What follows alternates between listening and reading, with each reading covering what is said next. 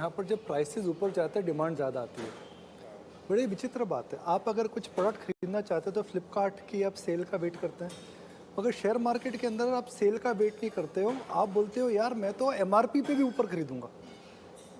As demand goes, as price goes high, demand comes back. But investing क्या है?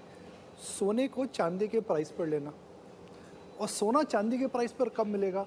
जब खराब खबर आएगी। तो एक मंत्र है सीधा जो मैं हमेशा मानता हूँ, टीवी पे भी बोलता हूँ कि good news and good prices they don't come together. मगर when prices are good, news will be bad, that is the time to act. क्योंकि आप अगर कंसेंसस में अगर आप कुछ भी करेंगे तो आपको प्राइस टू परफेक्शन मिलेगा। दूसरा एक छोटा सा उदाहरण है अजय, हम अक्सर इंडिविजुअल इन्वेस्टर्स भूल जाते हैं कि सबसे इम्पॉर्टेंट वर्ड है मार्जिन ऑफ सेफ्टी। अगर आप गलत चले गए तो आपको कितना नुकसान हो सकता है। गलत जाएंगे, अच्छे निवेशक गलती करते हैं, बड़ी बड़ी गलतियां करते हैं। बफेट साहब ने गलतियां करी हैं, राकेश जी जो इंडिया के सबसे बड़े सरताज इन्वेस्टर रहे हैं, उनके अगर पोर्टफोलियो में मैं निकालूं तो A to Z और इस प्रकार की कंपनियां हैं, पुंज लॉयड, जिसमें उन्होंने बड़ी गलतियां करी हैं, मगर वो मार्जिन ऑफ सेफ्टी इतना अच्छा रहता है उनका कि वो ज़्यादा गलत नहीं जाते। तो मेरे हिसाब से ये दो बातें हमेशा एक यंग इन्वेस्टर को सोचना चाहिए कि good news and good price never comes together. Covid में न्यूज़ खराब थी मगर प्राइसेस अच्छे थे। ये उधर भी रख दो। ये मैं लेट समझा हूँ, मगर मैं इस प्रोग्राम और हमारे चैनल की तरफ यही ट्राई कर रहे हैं कि दूसरे जल्दी समझे। बसीन साहब, अभी बड़ा पाव है जी, ठीक है।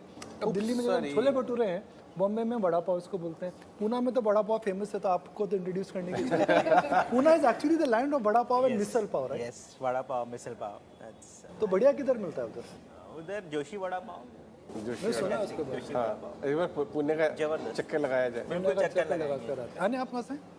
मुंबई। बॉम्बे का बेस्ट वड़ा पाव कहाँ पर है? अभी तक तो ऐसा यहाँ का सबसे बढ़िया है, खाकर देखिए। खाइए जी। आप उधर दे। Thank you so much for coming. I hope अब इस खाने के बाद बोलेंगे कि जोशी से बढ़िया वड़ा पाव है। लीजिए। तो मैंने क्या किया था कि कोविड के दौरान I just bought this at dirty prices. Covid के समय में कैसे हिम्मत करके लिया? What prompted you to buy? मतलब हम घर में बैठे हुए थे, मास्क लगा रहे थे, एग्जिस्टेंशियल क्राइसिस था, मगर आपने वो शेयर लिया, तो क्या I mean what emotions you went through? Fundamentally जो एक्सपेंसेस थे वो 30-40% स्लैश हो चुके थे। ये कितनी बढ़िया बात है, सुनिए बसीन साहब, जो एक्सपेंसेस थे वो 30-40% स्लैश हो चुके थे। कहीं आना जाना नहीं, तो आपके फ्यूल कॉस्ट, गिफ्टिंग कॉस्ट, मिलना जुलना बिल्कुल खत्म हो चुका। टीवी तो देख रहे थे ना?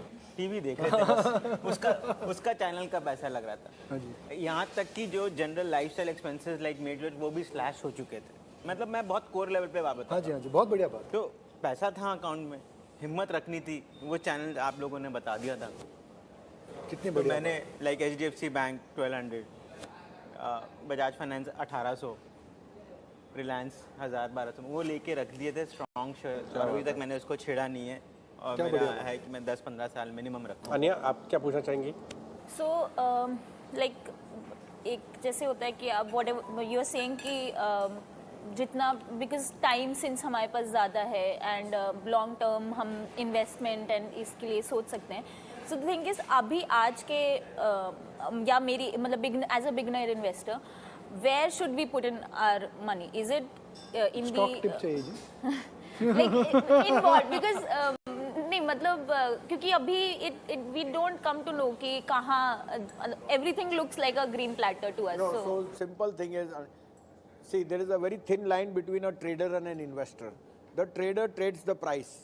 उसको पता नहीं रिलायंस, मेरे को एक सिखाया गया था कि रिलायंस कपड़ा बनाता है या टेक्सटाइल बनाता है या पेट्रोकेमिकल बनाता है, लेकिन रिलायंस का सौदा भाव से करना है। जो बिजनेस खरीदता है वो पॉन्ड्स का बिजनेस खरीदता है कि 20 years hence भी ये चीज़ will never go out of fashion. For you, the only simple mantra is, since you don't have so much time and experience, go through a mutual fund. Do a SIP. There is no question. In 5 years, you'll realize that your every day, that monthly investment, where it has grown. It needs time. And for that, you have to rely on the fund manager जो professional कर रहा है. If you create your own portfolio, it can also be rewarding. But like I said, the fear element will always be, you know, keeping you on tenterhook कि मैं रहूं या नहीं हूं या प्रॉफिट बुक करूं. सो अगर आप ट्रेडर नहीं हैं तो आपको म्यूचुअल फंड, अगर आप ट्रेडर हैं तो फिर आपको दोनों तरफ से समझना है कि sell weakness and buy strength. अब ये साइकोलॉजिकली बड़ा आसान लगता है ये वर्ड, लेकिन होता नहीं है. वीकनेस आपसे बेची नहीं जाएगी कि 16,700 के नीचे बेच दो और 18,000 के ऊपर खरीद लो, आपसे दोनों चीज़ें नहीं होंगी. You know which is where the thin line lies. You know एक मार्केट के अंदर हाँ जी बोलिए जी. मैं वो कंसिस्टेंट कंपाउंडर्स पे एक टिप देना चाहूँगा, या मेरा एक जो इम्प्लीमेंटेशन मैंने किया जो आपने बोला. आई टुक एन एक्सेल शीट और वो जो 5-6 मेरे गोल्डन स्टॉक्स हैं उनको मैंने किया कि 15% पे होगा तो कितना होगा. जब मैंने देखा तब मेरा कॉन्फिडेंस और बढ़ा वही होता है जी. कि अगर मैं बजाज फाइनेंस को 15% करूं, आयशर को 15%, लाइक मिनिमम बेस से, तो मुझे बहुत कॉन्फिडेंस और कन्विक्शन आया कि yes I should be holding them for longer tenure to get the maximum benefit. मुझे एक बड़े फेमस इन्वेस्टर ने बोला जी मैंने इन्फोएज में निवेश करा है. मैंने बोला जी क्यों इन्फोएज में निवेश करा है. एग्जाम्पल दे रहा हूँ, किसी ने करा है निवेश, तो उन्होंने बोला जी आप कि यंग डेमोग्राफिक्स है, मानते हैं यंग डेमोग्राफिक्स है, आप दोनों भी यंग हैं. यंग डेमोग्राफिक्स है तो आप सबसे पहले क्या करेंगे, ग्रेजुएशन के बाद नौकरी ढूंढेंगे, तो Naukri.com है उसके अंदर. फिर उसके बाद आप शादी करेंगे, वो जीवन साथी है. फिर आप बाहर खाना खाएंगे, जोमेटो में इन्वेस्टमेंट है. तो investing is nothing else but identifying your future needs, कि यह जो नीड्स हैं वो रहेंगी. It is identifying future purchasing power and it is controlling inflation. जाने से पहले मैं आपसे समझना चाहूँगा अनया, इन्फ्लेशन जो है, आपकी इन्फ्लेशन के बारे में क्या समझ है. How would you define inflation. Word तो हम सब सुनते हैं, भाई इन्फ्लेशन है क्या. तो नहीं मैं जेन्युइनली आपको बताता हूँ. देखिए इन्फ्लेशन क्या है. हिंदुस्तान में 6% इन्फ्लेशन है एवरेज. आपने अगर 100 रुपया अपने घर के अंदर रखा तो साल भर के बाद उसकी जो इन्फ्लेशन की जो प्राइस है 5-6% इन्फ्लेशन से 95 रुपीज़ हो जाता है. आपने अगर उसको 10 साल रखा तो उसकी वैल्यू ऑलमोस्ट ज़ीरो हो जाएगी. तो अगर हम कहते हैं ना जी, मेरी मदर कहती थी, मैंने उनकी जब शादी हुई थी तो सोने का जो प्राइस था उस समय 1 रुपये में क्या मिलता था, उससे अब 1 रुपये में कुछ नहीं मिलता है. तो इक्विटी इन्वेस्टिंग का सबसे बड़ा पर्पस है बीटिंग इन्फ्लेशन, मेरा ये मानना है. अगर कोई लॉन्ग टर्म सोचे तो उसके ऊपर जो आपको मिलता है बोनस है. That's a bare minimum. और इंडिया में भी बोनस का स्कोप है, तो इन्फ्लेशन बीटिंग अर्निंग्स ग्रोथ आपको इंडिया इंक पोस्ट कर सकता है. पति साहब, जाने से पहले हम अक्सर अच्छी बातें करते हैं कि भाई HDFC एक लेजेंडरी स्टॉक है, बजाज फाइनेंस के अंदर मल्टी बैगर रिटर्न्स हुए हैं. मगर अगर मैं हिस्ट्री ऑफ मार्केट देखूं तो 6,500 स्टॉक्स में शायद 500 स्टॉक्स ही हैं जिन्होंने जेन्युइन वेल्थ क्रिएट करी है.